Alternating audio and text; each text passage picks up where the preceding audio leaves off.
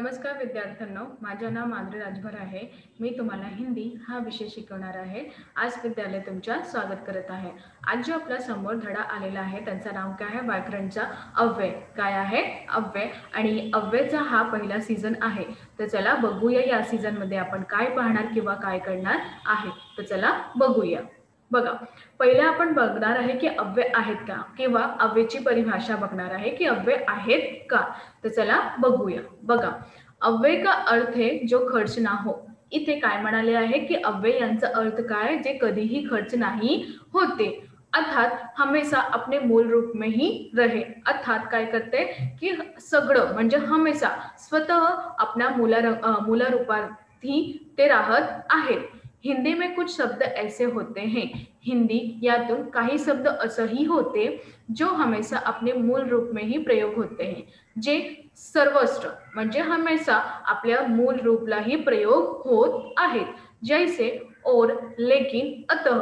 जैसे इथे दिलेले आहे और, लेकिन, अतः, इसलिए, ऊपर, नीचे। आणि यासाठी ऊपर म्हणजे वर आणि खालती नीचे आदि इन शब्दों को अव्यय कहा जाता है। हा सगळे जे शब्द आहेत त्यांना आपण काय म्हणतात? अव्यय असंही म्हणतात। परत सांगते मी, नीट प्रमाणे ऐकून घ्या। अव्यय यांचा अर्थ काय आहे? जे कधीही खर्च नाही होते, अर्थात जे स्वतः आपल्या मूल रूपात तेही राहते। आणि हिंदी मध्ये याच्या कुछ शब्द काही शब्द आलेला आहे, जसे जो हमेशा तसे म्हणजे ते सतत तसंही राहतात, कारण त्यांचा मूल रूप तसंही त्यांचा प्रयोग केलेले जात आहे। जसे और, लेकिन, अतः, इसलिए, ऊपर, नीचे हे सगळे जे शब्द आहेत त्यांना आपण काय म्हणतात? अव्यय असंही म्हणतं। कळलं? हो। तर चला अजून काय आहे बघून घ्या। आता बघा, हिंदी में दो तरह के शब्द होते हैं। हिंदी यातून दोन तरहचे शब्द असतात, एक विकारी दूसरा अविकारी। एक काय आहेत? विकारी आहेत आणि दुसरा कोणता आहे? अविकारी।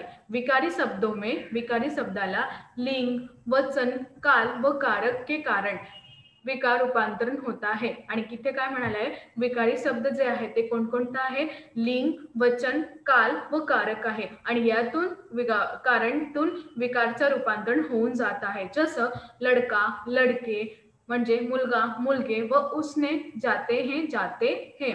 तर याबद्दल लेकिन याबद्दल अविकारी शब्दों के, अविकारी जे शब्द आहे त्यांचं रूप में इन कारण कोई बदलाव नहीं होता आणि त्यांच्या रूपात हा कोणताही कारणचा बदलाव नाही होता, इसलिए इन्हें अविकारी शब्द कहते हैं। यासाठी यांना अविकारी शब्द असंही म्हणतात। अविकारी शब्दों को अव्यय कहते हैं आणि अविकारी शब्दालाही आपण अव्यय म्हणतात। कळलं की नाही? हो, पुन्हा सांगू का? हो। तर चला बघा, हिंदी यातून दोन तऱ्हेचा किंवा दोन शब्दात आहे किंवा दोन शब्द आहे, त्यातून विकारी पहिला आणि दुसरा अविकारी आहे।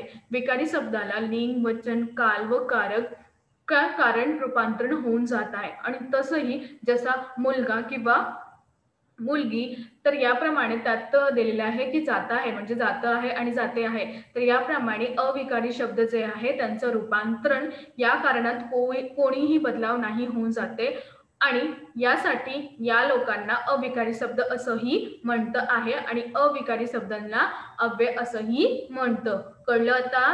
हो। तर चला अजून बघूया। बघा, निम्नलिखित वाक्य में पढ़ो और रेखांकित शब्दों पर ध्यान दो। इथे काही वाक्य दिलेले आहे, ते जे अर्थरेखित दिलेले आहे त्यांना आपल्याला वाचन करायचं आणि नीटपूर्वक ध्यान द्यायचं आहे। बघा, पहिला काय? कभी कभी कुत्तों के भौंकने की आवाज सुनाई पड़ती है। कधी कधी आपल्याला कुत्ता यांचा भोकण्याचा आवाज ऐकत होते आम्ही। तर दुसरा आहे, आशीष की आंखों में चमक और स्वयं में उत्साह था। आशीष यांचा डोळ्यातून चमक आणि स्वतःसाठी खूपच उत्साह होता। तिसरा, हम नागपुर से रायगढ़ की ओर गए। काय आहे? आम्ही नागपूर यांच्यातून रायगड यासाठी गेलेले आहे। तर याबद्दल तुम्ही बघणार की चौथा, अरे चुप हो जाओ। काय हो जाओ? चुप हो जाओ, शांत बसा। तर याप्रमाणे या वाक्यात बघा, इन वाक्य में कभी कभी और, की और अरे शब्द अव्यय है। कोणकोणता? परत बघा, या वाक्यात कधी कधी आणि और की और हा सगळं शब्द काय आहे? अव्यय आहे आणि इथे अरे हा सगळं शब्द कोणता आहे? लवकरच सांगा हा सगळं शब्द अरे याबद्दल आहे. कळलं? हो. तर अजून बघूया. बघा, अव्यय भेद. आता आपण पाहणार आहे की अव्ययचे भेद. आपण त्यांची परिभाषा पाहिली. आता आपण पाहणार आहे अव्ययांचा भेद. तर अव्ययचे किती भेद आहे? अव्ययचे 4 भेद आहे. किती भेद आहे? 4 भेद आहेत. तर पहिला कोणता आहे? पहिला आहे तुमचा क्रियाविशेषण अव्यय. कोणता आहे? पहिला तुमचा क्रियाविशेषण अव्यय आहे. दुसरा तुमचा समुच्चयबोधक अव्यय आहे आणि तिसरा तुमचा संबंधबोधक अव्यय आहे आणि चौथा तुमचा विस्मयादिबोधक अव्यय आहे. तर याप्रमाणे अव्ययचे आपण किती भेद पाहणार आहे? आपण अव्ययचा 4 भेद पाहणार आहे. तर चला पहिला बघूया. बघा, आता तुमच्या समोर आलेला आहे पहिला. कोणता आलेला आहे? पहिला. तर पहिला क्रियाविशेषण अव्यय आलेला आहे तुमच्या समोर. आता आम्ही यांचा परिभाषा बघणार आहे. तर चला बघूया. तर बघा, इथे क्रियाविशेषण अव्यय यांची परिभाषा, जो अव्यय क्रियाओं की विशेषता बताते हैं उन्हें क्रियाविशेषण अव्यय कहते हैं. जे कोणताही अव्यय क्रिया यांची विशेषता आपल्याला सांगते त्यांना आपण क्रियाविशेषण अव्यय असंही म्हणतो. कळलं? हो. परत सांगते बघा, नीटप्रमाणे ऐकून घ्या. जे अव्यय क्रिया यांची विशेषता आपल्याला सांगत जाते त्यांना आपण क्रियाविशेषण अव्यय असंही म्हणतो. कळलं? हो. तर चला उदाहरण बघूया यांचं. पहिले, रोज सुबह दादी माँ उठती है. रोज सकाळी दादी माँ उठती. दुसरा, चारों ओर सन्नाटा था. चौघे जागा काय होते? सन्नाटा झालेला होता. तिसरा, यही संभावना एक दिन एकाएक काम कर गई. आणि हा जे संभावना आहे एक दिवशी एकाएक काम करीत जात आहे. चौथा, जब कभी शहर गए बड़े बड़े पूल देखे. जेव्हा कधीही आम्ही शहर गेले तेव्हा हाच जे मोठे मोठे पूल आहे हे आपण बघितले आहे. तर याप्रमाणे तुम्ही बघणार की इथे मी खाली शब्दाचं खाली काय केलेले आहे? रेखांकित केले आहे. तर याबरोबर तुम्ही बघणार. बघा, नीटप्रमाणे ऐकून घ्या. हो. उपयुक्त वाक्य में सुबह, नीटप्रमाणे ऐकून घ्या. सुबह, चारों ओर, एकाएक और जब कभी. कळलं? बघा, परत सांगत आहे मी. सुबह, चारों ओर, एकाएक, जब कभी. शब्द क्रिया की विशेषता बताते, आता ये क्रिया विशेषण अव्यय आहे. तर याप्रमाणे तुम्ही बघणार की इथे सुबह, चारों ओर, एकाएक आणि जब कभी. तर याबद्दल तुम्ही या जे प्रश्न आहे किंवा हा जे शब्द आहे यांची विशेषता आपल्याला सांगत आहे तर यांना आपण काय म्हणाले? क्रियाविशेषण अव्यय असंही म्हणणार आहे. कळलं की नाही? लवकरच लवकर सांगा. कळलं? धन्यवाद. आता दुसरा पाहूया. बघा, तुमच्या समोर आलेला आहे दुसरा समुच्चयबोधक अव्यय. काय आहे दुसरा? समुच्चयबोधक अव्यय. जो अव्यय एक वाक्य को दूसरे वाक्य से एक शब्द से जोड़ते हैं उन्हें समुच्चयबोधक अव्यय कहते हैं. इथे काय म्हणाले आहे की समुच्चयबोधक अव्यय काय आहे? जे अव्यय काय आहे? जे अव्यय एका वाक्याला दुसऱ्या वाक्यातून एक शब्दातून जोडत आहे त्यांना आपण काय म्हणतात? समुच्चयबोधक अव्यय असंही म्हणतं. कळलं? परत सांगू का? हो. बघा, ज्या अव्यय एका वाक्यात दुसऱ्या वाक्यातून एक शब्द समूह जोडून जात आहे त्यांना आपण समुच्चयबोधक अव्यय असंही म्हणतं. कळलं आता? हो. जसं बघा इथे और, तथा, या, अथवा, किंतु, परंतु, लेकिन, क्योंकि, इसीलिए आदि. तर याप्रमाणे तुम्ही बघणार की इथे काही शब्द दिलेले आहेत त्यांचा प्रयोग करून जाता तुमचा जो शब्द तयार होता त्यांना आपण म्हणतात समुच्चयबोधक अव्यय असंही म्हणतात. बघा इथे पहिला, बीरबल तुरंत समझ गए की सेठ चेहरा बदलने में निपुण है. तर इथे म्हणाले आहे की बीरबल यांना कळलं की हा जो सेठ आहे चेहरा बदलातून खूपच निपुण आहे. तर तुम्ही इथे बघणार की इथे काय शब्द हे तुम्हाला जोडून जाणार आहे हा तुम्हाला पाहणार आहे. तर अजून बघूया. चला बघा दुसरा, अकबर और बीरबल के किस्से बहुत प्रसिद्ध है. काय आहे? अकबर आणि बीरबल यांचे किस्से खूपच प्रसिद्ध आहेत. अच्छे बच्चे बड़ों को जवाब नहीं देते इसीलिए मैं जवाब नहीं दूंगा. तर याप्रमाणे चौथा बघूया. हम कभी नहीं रोएंगे परंतु सुनील भैया को सजा न दी जाए. तर इथे तुम्ही पाहणार आहे की परंतु, तर याबद्दल असाही प्रमाणे आहे. तर आता आपल्या समोर आलेला आहे तिसरा. कोणता? तिसरा. आपला पहिला झाला, दुसरा झाला, आता आपण आपल्या समोर आलेला आहे तिसरा.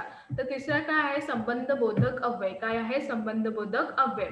जो अव्यय संज्ञा या सर्वनाम के बाद, बघा, जे अव्यय संज्ञा किंवा सर्वनाम यांचा पुढं नंतर आकर उस संज्ञा या सर्वनाम का संबंध येऊन त्या संज्ञा किंवा सर्वनामचा संबंध एक दूसरे शब्दों के साथ, एका दुसऱ्या शब्दाच्या साथ जोडते हैं, जोडून जात आहे, त्यांना आपण संबंध बोधक अव्यय असंही म्हणतो.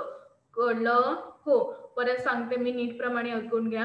ज्या अव्यय संज्ञा किंवा सर्वनाम, ज्या अव्यय संज्ञा किंवा सर्वनामचा नंतर येऊन आकार देत आहे किंवा जोडून जात आहे, त्यांना संज्ञा या सर्वनामचा संबंध वाक्य, त्यांना संज्ञा किंवा सर्वनामच्या संबंध वाक्य एक दुसऱ्या शब्दातून जोडून जात आहे, त्यांना आपण संबंध बोधक अव्यय असंही म्हणतं. कळलं? हो. बघा इथे जसे के आगे, से पीछे, से पहले, के निकट, से दूर, के पास, के अंदर, से बाहर, से ही, पर्यंत, तक, भर, के सामने आदि. तर हा सगळे जे आहे संबंध बोधक अव्यय यांचाही परिमाण दिलेले आहे. तर याप्रमाणे आपल्याला बघणार आहे की यांचा परिणाम कसा दिलेले आहे. तर चला बघूया. बघा उदाहरण, सेठ का काम कराने के बाद भी पैसा नहीं देना चाहता. तर इथे तुम्ही बघणार की के बाद, काय बघणार? के बाद. तर यांच्या जे सेठ आहे त्यांचं काम करून ते नंतर भी त्यांना पैसा नहीं देतात, ते के बाद. दुसरा, एक बार अकबर बीरबल के साथ शेअर कर रहे थे. तर अकबर किंवा बीरबल हे दोघं हे एकत्रित होऊन शेअर करत होता.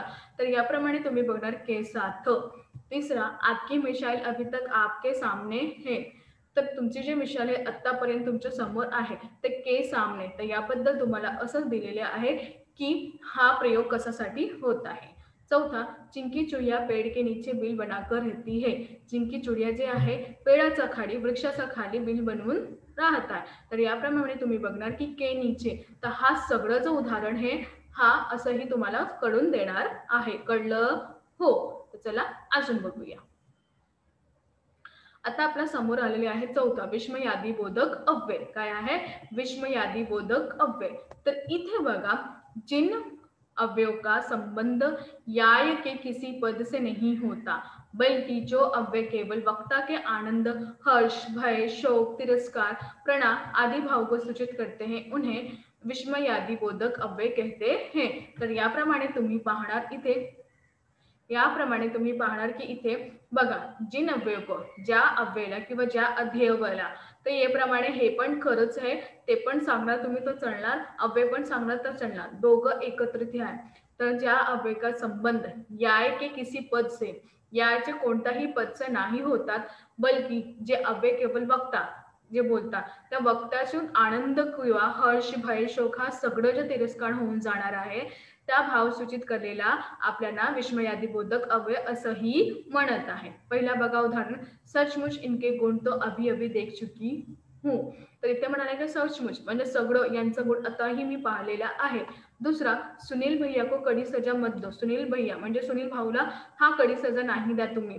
तिसरा, चंदा मामा आ गए. चंदा मामा आला. मेरे बच्चों का जय हिंद.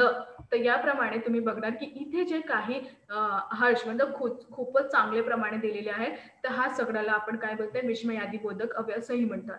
याबद्दल तुम्हाला हा जे दिलेला आहे यातून तुम्हाला शोध करायची आहे की विस्मयादी बोधक अव्यय कुठून लागलेला आहे. कळलं? आणि हा जे चिन्ह तुम्हाला कुठे देणार आहे हे तुम्हाला करायचं आहे, मी नाही करणार इथे.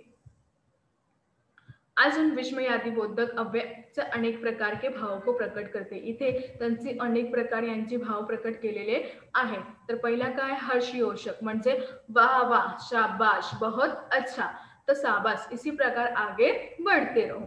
दूसरा, शोकबोधक, हाय, अहो, हे राम, राम राम. तर याबद्दल तुम्ही पण इथे बघणार की वह सड़क दुर्घटना में मारा गया है. तर याप्रमाणे हाय ते सडक दुर्घटनामध्ये काय करा त्यांचं मृत्यू झालेला आहे.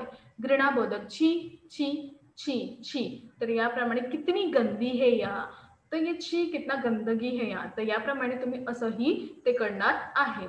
भयबोधक, बाप रे, अहो, आय हो, तो कितना बडा साफ आहे. ते ह्याबद्दल बाप रे कितना बडा साफ आहे. हा सगळं जो दोन दिले आहे तुम्हाला करायचा आहे. कळलं? हो. तर आज आपण काय शिकलो? आज आपण शिकलो की कसाप्रमाणे हा जे अव्यय होते त्यांचा प्रकार आणि त्यांची परिभाषा पाहिली आणि त्या पाहून आपल्याला असं वाटतं की काही असंही शब्द आहे जे आपल्याला नाही कळत जात आहे. तर याप्रमाणे तुम्ही हा व्याकरणमध्ये पाहणार आहे. तर तुम्ही पाहून या आणि करून घ्या.